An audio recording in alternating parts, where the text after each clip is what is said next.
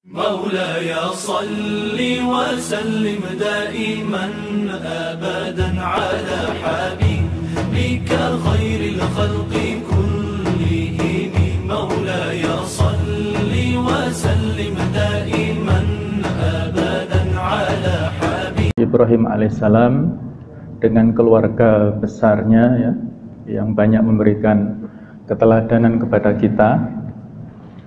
Dua sosok yang sering kita baca pada sholawat Ibrahimiyah, yaitu sosok Nabi Ibrahim alaihissalam dengan keluarga besarnya dan sosok Rasulullah SAW ya. Mereka berdua inilah yang diabadikan dalam ayat Al-Quran. Kalau Nabi Ibrahim di surat Al-Mumtahanah ayat yang keempat, qad kanat lakum uswatun hasanah fi Ibrahima walladzina ma'ah. Sungguh ada bagi kalian pada Nabi Ibrahim dan orang-orang yang bersamanya contoh tauladan yang harus kita ikuti dalam kehidupan kita sehari-hari. Sementara Rasulullah SAW ada di surat Al-Ahzab ayat 21, laqad kana lakum fi Rasulillah uswatun hasanah.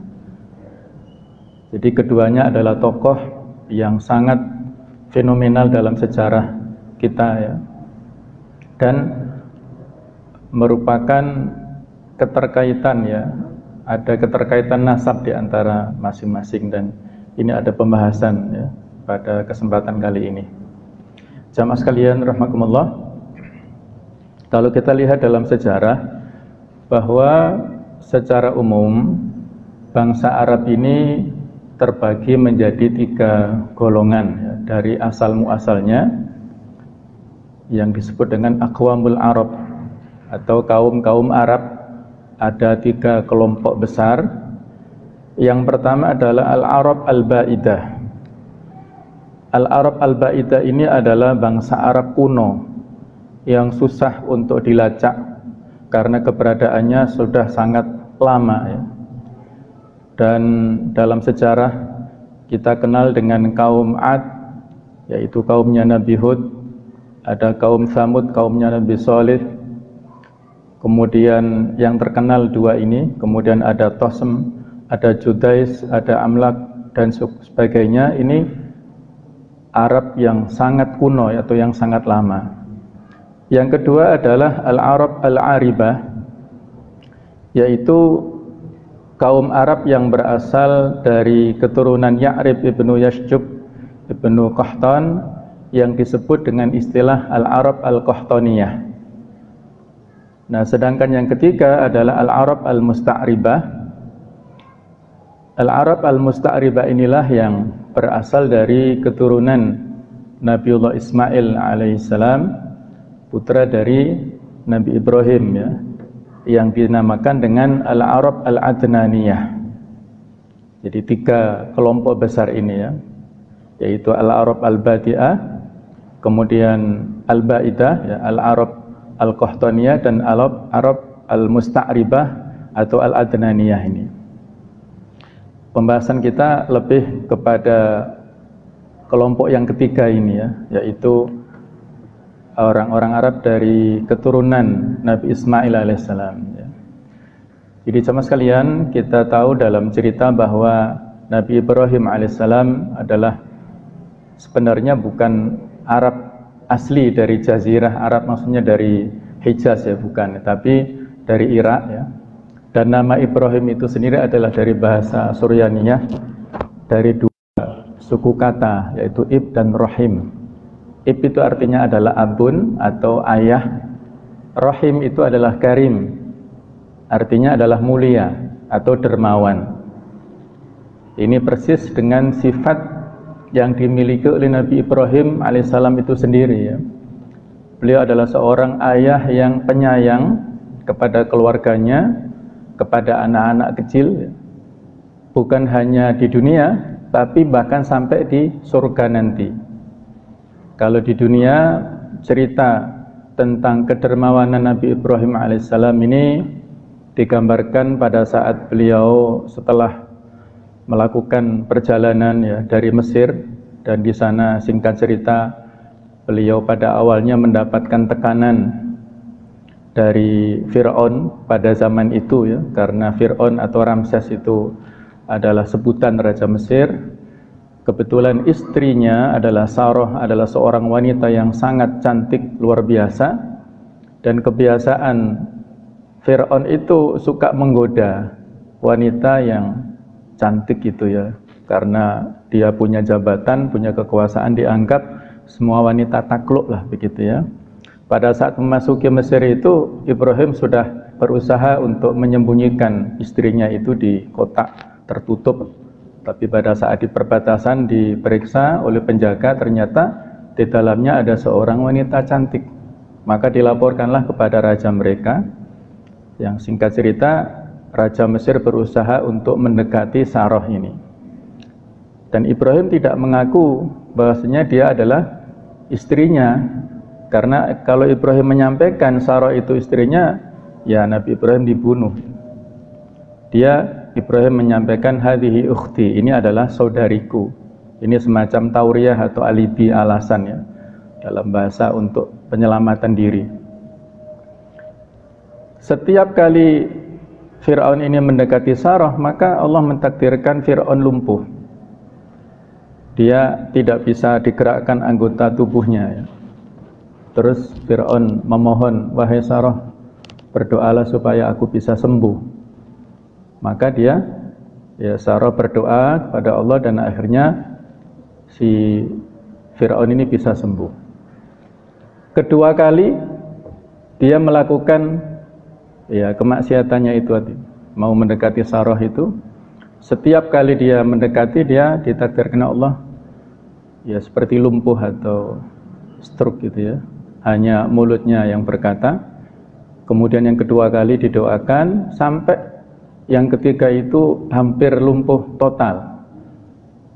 Dan akhirnya memohon-mohon si Fir'aun ini, dan Sarah pun berdoa lagi, dan akhirnya untuk yang ketiga kalinya inilah Fir'aun sudah tidak mau mendekati Sarah dan bahkan memberikan penghargaan kepada Sarah dengan dihadiahi seorang putri bangsawan, yaitu Hajar itu ya. Itu dihadiahkan secara khusus kepada Sarah untuk dijadikan sebagai pembantunya. Jadi Hajar itu bukan budak wanita, bukan, tapi dia adalah putri kerajaan yang memang dihadiahkan oleh Fir'aun untuk membantu Sarah sebagai rasa penghargaan. Sarah ini bukan wanita biasa. Dia seorang wanita yang dijaga Allah, yang dihormati dan terjaga dari segala macam mara bahaya itu ya. Jadi Ibrahim pun juga mendapatkan hadiah yang sangat banyak dari Fir'aun, dan akhirnya keluarlah mereka dari Mesir menuju ke Baitul Maqdis, ke Palestina. Karena hartanya banyak, tamunya juga banyak ya. Jadi itulah kemuliaan dan kedermawanan Nabi Ibrahim alaihissalam, yang pada episode berikutnya Ibrahim menikahi si Hajar dan mendapatkan keturunan, yaitu Ismail. Ismail itu juga bukan bahasa Arab. Kalau Ibrahim itu adalah dari dua suku kata Ib dan Rahim, artinya ayah yang penyayang. Yang saya katakan tadi bukan hanya di dunia, tapi sampai di akhirat ya. Dalam banyak riwayat disebutkan Nabi Ibrahim ini menjadi pengasuh anak-anak kecil yang belum mukallaf, yang belum terkena beban syariat pada saat di dunia, meninggal dunia.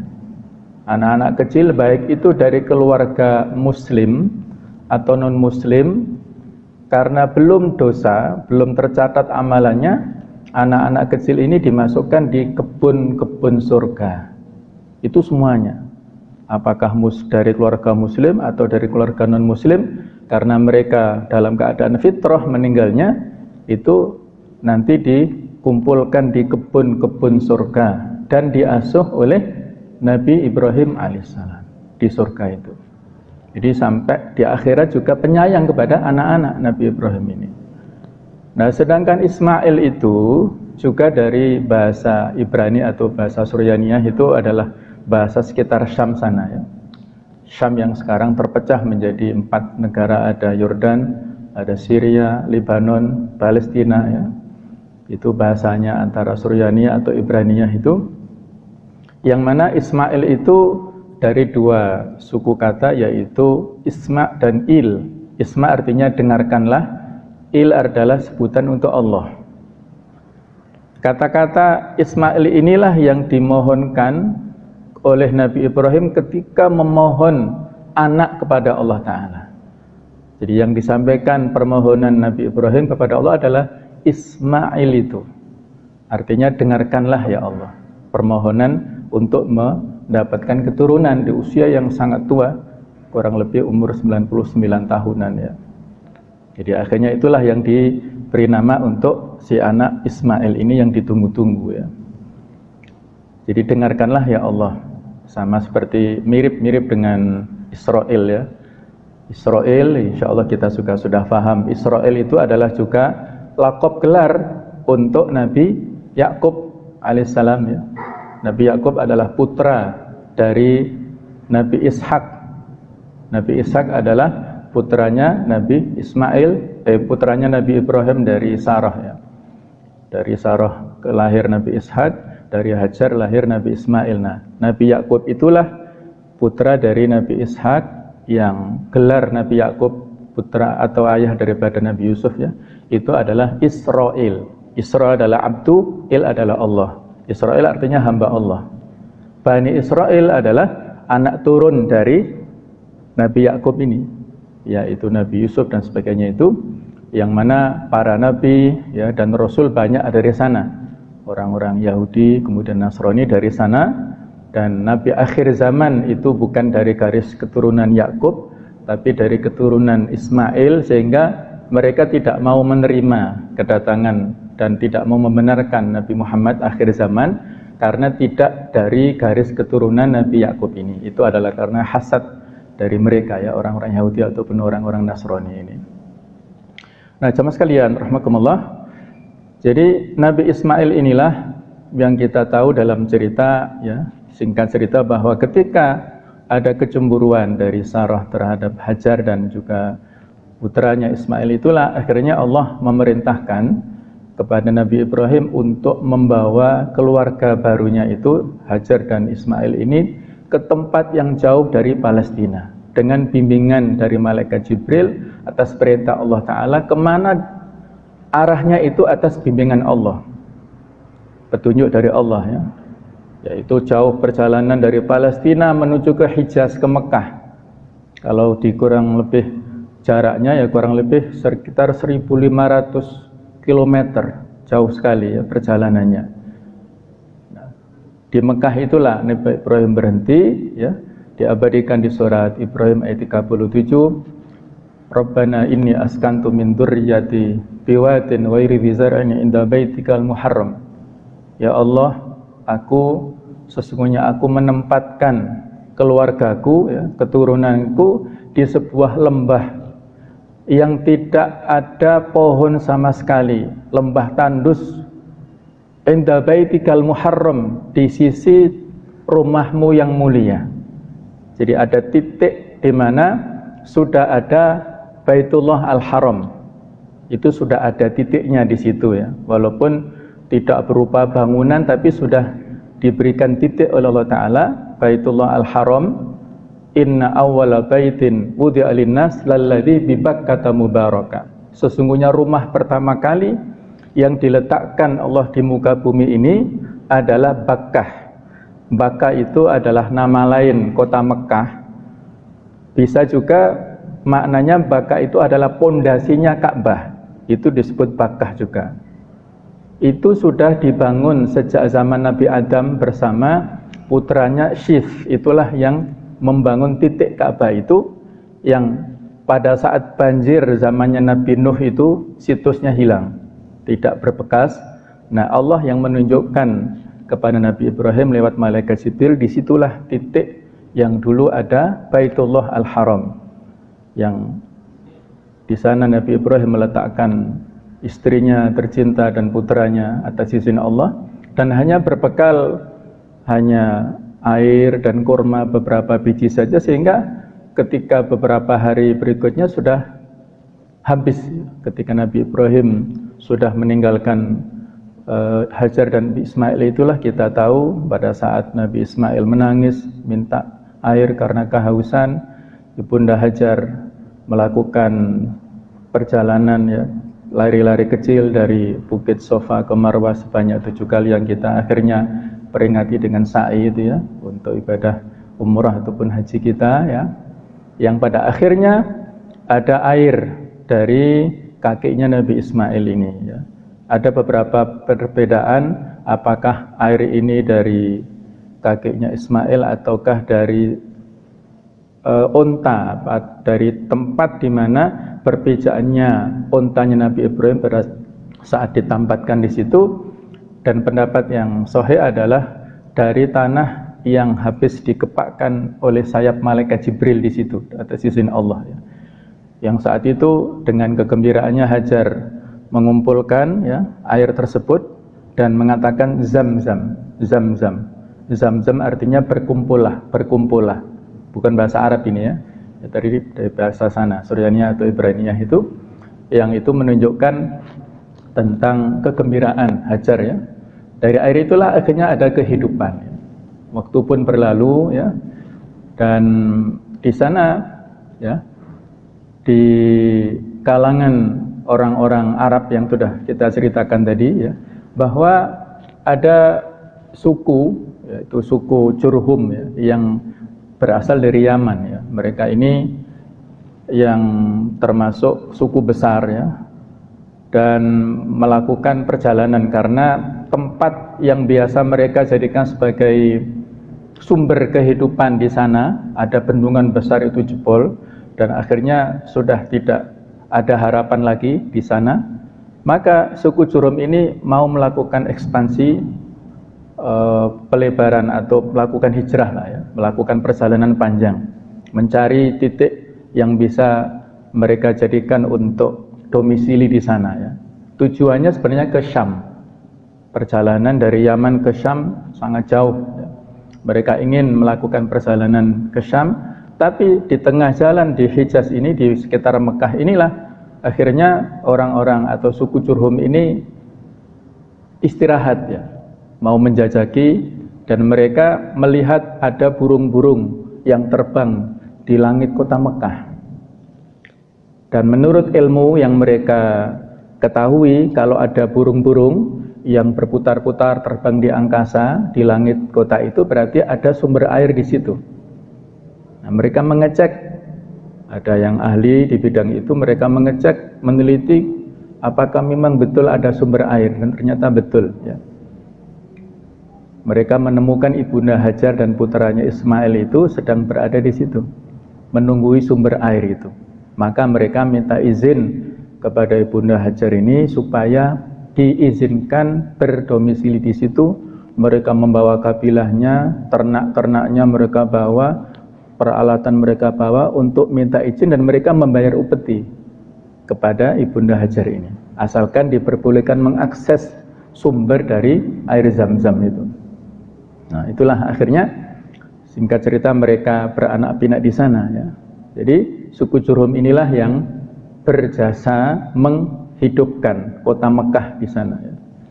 Dan Nabi Ismail pun juga akhirnya menikah, salah satunya dengan wanita dari suku Jurhum ini ya. Dan Nabi Ismail belajar bahasa Arab itu jadi dari suku Jurhum ini. Bahkan yang disampaikan Nabi Ismail lebih fasih daripada yang disampaikan oleh suku Jurhum, dan dari sanalah akhirnya lahirlah bahasa Arab itu. Nah, jadi waktu pun berlalu ya, seperti itu ya cerita singkatnya.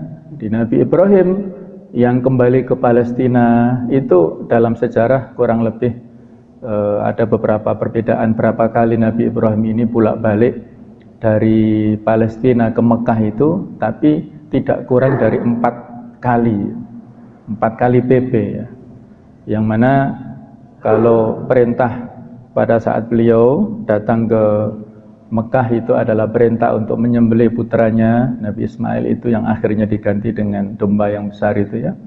Kemudian yang kedua kalinya pada saat Nabi Ismail itu sudah menikah dengan wanita dari suku Jurhum ini, dan pada saat Nabi Ibrahim datang tidak ketemu dengan Ismail. Ismail sedang keluar kota, sedang berburu atau ada kepentingan lainnya lah. Ditanyakan bagaimana sikap atau akhlak suamimu atau keadaan rumah tanggamu bagaimana. Si istrinya ini, istri dari Nabi Ismail, menyampaikan keluhan rumah tangganya yang sengsara, yang secara ekonomi itu sangat terpuruk. Pokoknya ekspresi ketidaksyukuran lah daripada istrinya Nabi Ismail ini. Maka Nabi Ibrahim berpesan, tolong sampaikan kepada suamimu kalau datang bahwa Ibrahim datang kepada suamimu, dan sampaikan pesan kepada suamimu supaya mengganti palang pintunya. Kalau dia sudah datang, sampaikan pesan seperti itu. Maka Nabi Ibrahim kembali ke Palestina. Ketika Nabi Ismail datang, diceritakan oleh istrinya, ada seorang yang bernama Ibrahim datang menyampaikan pesan begini-begini. Maka fahamlah maksud daripada ayahnya, ada isyarat supaya Nabi Ismail ini menceraikan istrinya, karena istri yang tidak bersyukur ya, istri yang tidak bersabar. Maka akhirnya Ismail menceraikan istrinya itu. Waktu pun berlalu lagi, Nabi Ismail itu menikah dengan wanita yang lainnya, yaitu dari anak keturunan Madad ya. Ada salah satu suku di sana ya. Itu ketika Nabi Ibrahim datang untuk menjenguk keluarga putranya ini, juga nggak ketemu dengan Nabi Ismail ini. Dan ditanyakan sama pertanyaannya dengan istri yang sebelumnya, bagaimana keadaan suamimu, bagaimana keadaan rumah tanggamu. Dijawab dengan jawaban yang penuh dengan syukur, qanaah ya, dengan ridho. Suami saya orang yang soleh, rumah tangga saya alhamdulillah sakinah mawaddah warahmah, pokoknya yang baik-baik saja. Akhirnya disampaikan pesan oleh Nabi Ibrahim, sampaikan salam, ada Ibrahim datang dan menyampaikan salam, dan sampaikan supaya dia mempertahankan palang pintu rumahnya. Nah, ketika Nabi Ibrahim pergi, kemudian Nabi Ismail datang, disampaikanlah pesan itu, difahami oleh Ismail bahwasanya istrinya ini dipertahankan, tidak diceraikan. Akhirnya ya mereka hidup ya rukun. Nah, jadi tidak bertemu pada saat itu. Nah, pada saat yang keempat itulah baru kemudian bertemu, dan akhirnya Nabi Ibrahim bersama dengan putranya ini diperintahkan untuk meninggikan bangunan Ka'bah itu ya. Di surat Al-Baqarah 127, wa idh yarfa'u Ibrahimul qawa'ida minal baiti wa Ismailu Rabbana taqabbal minna innaka antas samiul alim ya. Jadi Nabi Ibrahim diperintahkan untuk membangun pondasi Ka'bah atas perintah Allah Ta'ala ya. Jadi itulah kisah singkat ayah handa kita semuanya, Abul Anbiya Nabi Ibrahim dan putranya Ismail, yang sangat banyak jasanya kepada kita. Pada saat bangunan Ka'bah itu hampir selesai, itu Nabi Ibrahim melihat ya dari agak tinggi, tempat agak tinggi itu, apakah sudah lurus ataukah mencelek bangunan Ka'bah itu ya. Kemudian beliau mundur-mundur dan terjatuh dari tempat yang agak tinggi. Nah, tempat jatuhnya Nabi Ibrahim, beliau pas berdiri, jatuhnya tidak jatuh seperti orang yang terlempar, bukan ya, tapi jatuh dengan bertumpu kepada dua kakinya. Nah, tempat di mana beliau jatuh menjatuhkan kedua kakinya itulah yang membekas sampai sekarang, yang disebut dengan Maqam Ibrahim, tempat berdirinya Nabi Ibrahim ya. Di maqam bukan kuburan, bukan, tapi tempat berdirinya Nabi Ibrahim pada saat membangun Ka'bah itu. Pas ya, itu sekarang diabadikan. Dulunya Maqam Ibrahim ini dekat dengan bangunan Ka'bah, dinding Ka'bah, tapi karena mengganggu sirkulasi daripada orang yang tawaf, maka agak dijauhkan itu. Nah, itulah cerita kita tentang Nabiullah Ibrahim dan Nabi Ismail alaihissalam. Nah, jemaah sekalian rahimakumullah. Nah, perjalanan yang dilakukan Nabi Ibrahim tadi luar biasa ya. Suatu perjalanan yang luar biasa. Mungkin ada pertanyaan begini ya, barangkali di dalam parenting atau tarbiyatul aulad itu kadang-kadang ada pertanyaan begini. Nabi Ibrahim kan tidak mendampingi ya, secara 24 jam terus menerus kepada putranya Ismail. Tapi kenapa Ismail ini tumbuh menjadi seorang anak yang tegar, yang sabar, yang soleh. Sabarnya luar biasa. Ketika Nabi Ibrahim ragu-ragu melaksanakan perintah Allah, kan Nabi Ismail yang menguatkan. Ya abatif alma tu'mar satajiduni insyaallahu minas sabirin, dia kerjakanlah apa yang diperintahkan Allah kepada anda wahai ayahku.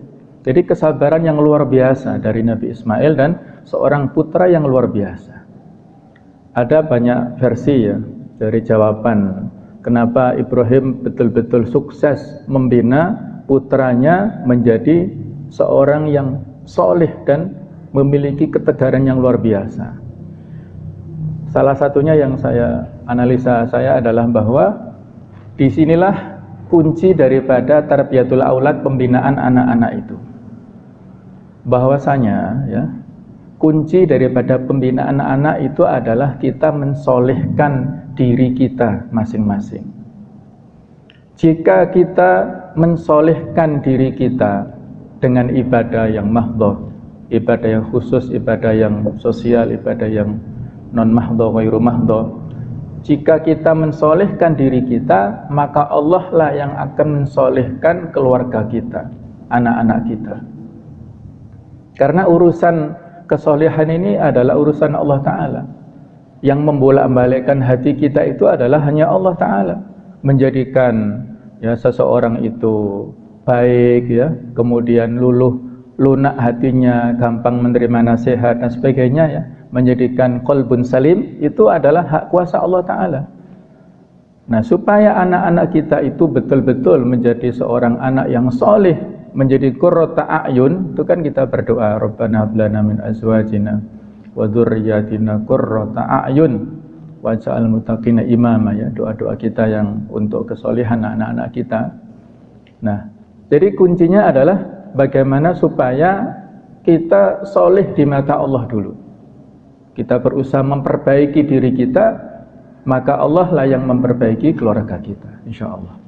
Saya punya teman yang hampir frustasi membina anak-anaknya. Bahkan ada salah satu anaknya yang saking bandelnya itu, mohon maaf, sampai ditembak.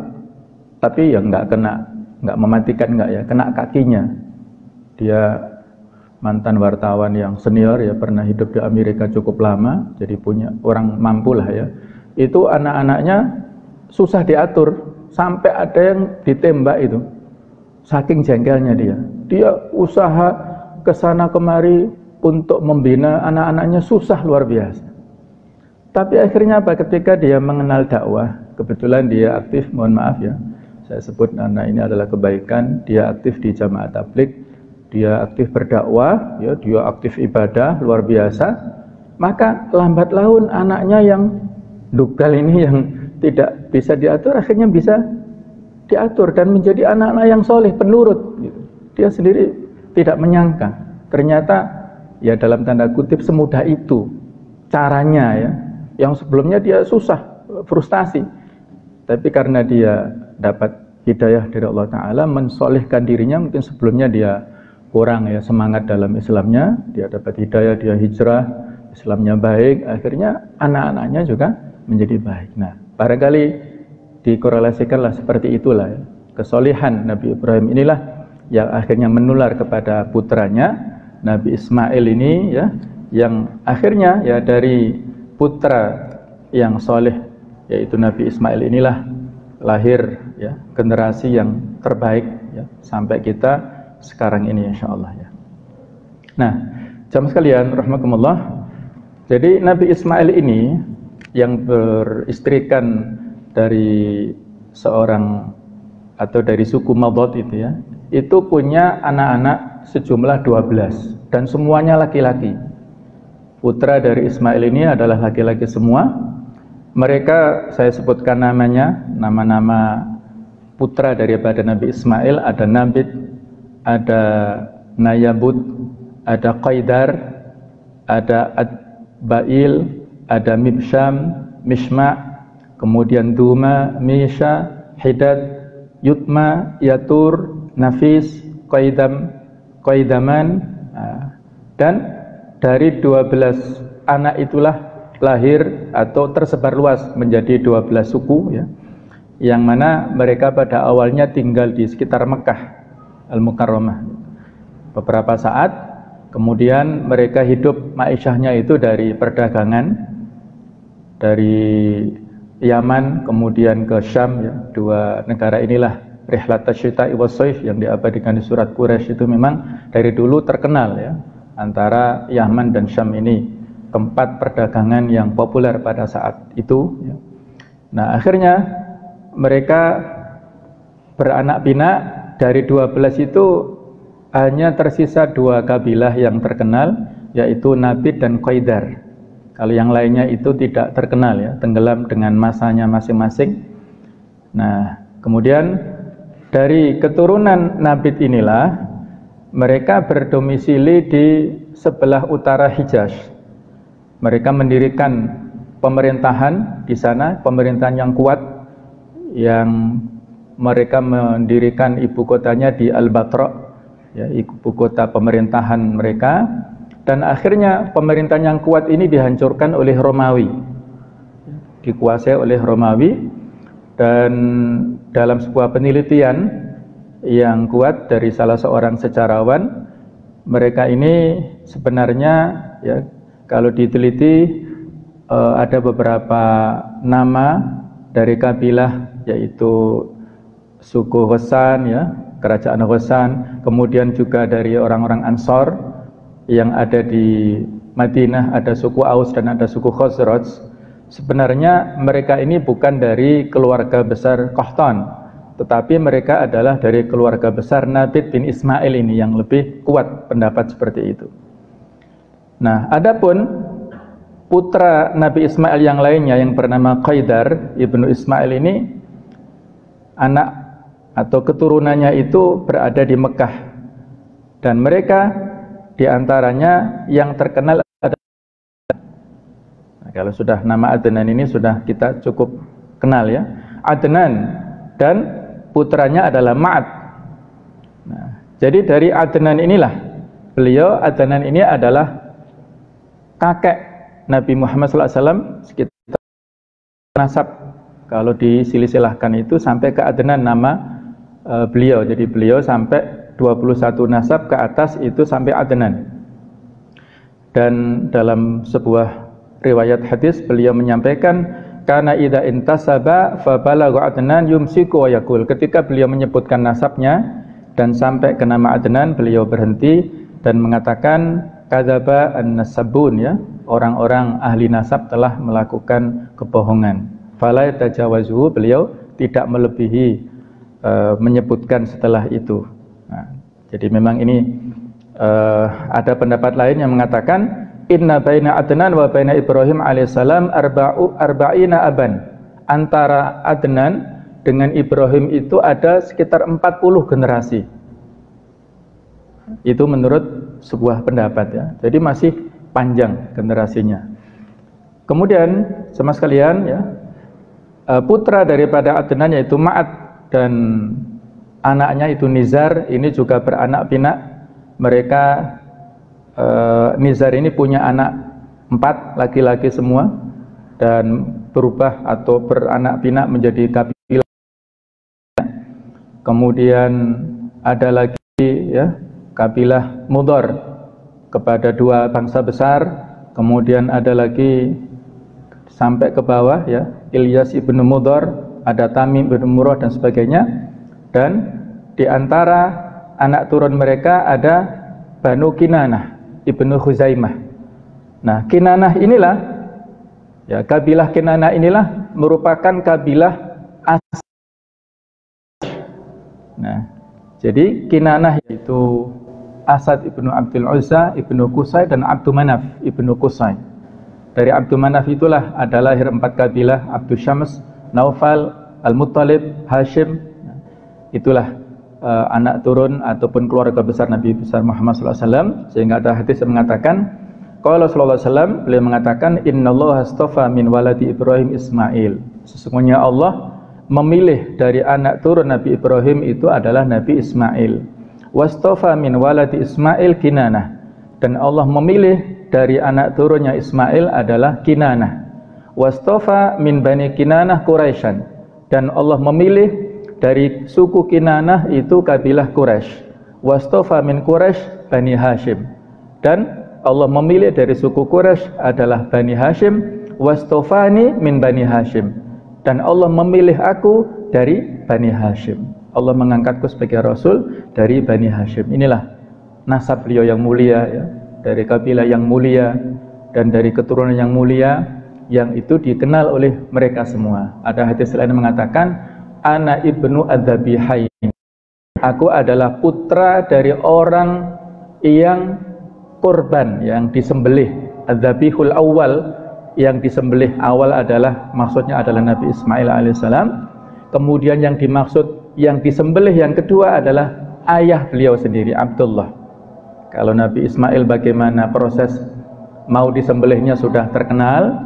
Kalau bagaimana proses cerita ayah beliau itu termasuk adalah orang yang zabih, orang yang mau disembelih, insya Allah akan kita teruskan pada pembahasan yang berikutnya, yaitu ceritanya juga seru ya, merupakan cerita yang perlu untuk kita ketahui supaya timbul rasa cinta kita, takzim kepada Rasulullah SAW ya, dengan keluarga besarnya ya, itu kita memberikan ihtiram kepada mereka, mengenal nasab mereka dengan baik, mengenal bagaimana latar belakang keluarga besar beliau.